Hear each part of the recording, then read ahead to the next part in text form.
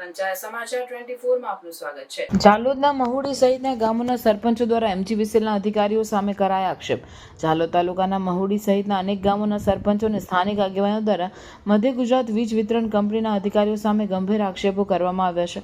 તેમણે જણાવ્યું છે કે વીજ પુરવઠાની સમસ્યાઓ અંગે તેમની રજૂઆતોને કંપનીના અધિકારીઓ અવગણતા રહ્યા છે અને તેમના સંપર્કમાં આવતા નથી।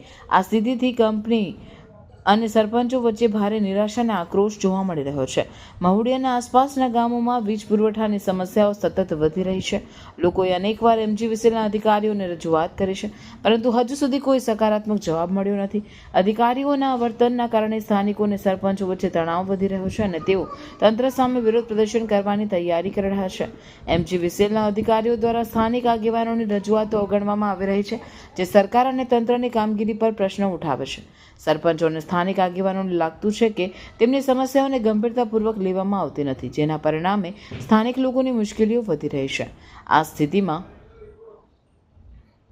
સરપંચો અને સ્થાનિક આગેવાનો એમજીવીસીએલના અધિકારીઓ સામે તાત્કાલિક કાર્યવાહી કરવાની માંગ કરી રહ્યા છે। તેમણે જણાવ્યું છે કે જો તંત્ર દ્વારા યોગ્ય પગલાં લેવામાં નહીં આવે તો તેઓ વધુ આંદોલન અને વિરોધ પ્રદર્શન કરશે। તેમણે સરકાર અને તંત્રને આ મુદ્દે ગંભીરતાપૂર્વક વિચાર કરવા અપીલ કરી છે।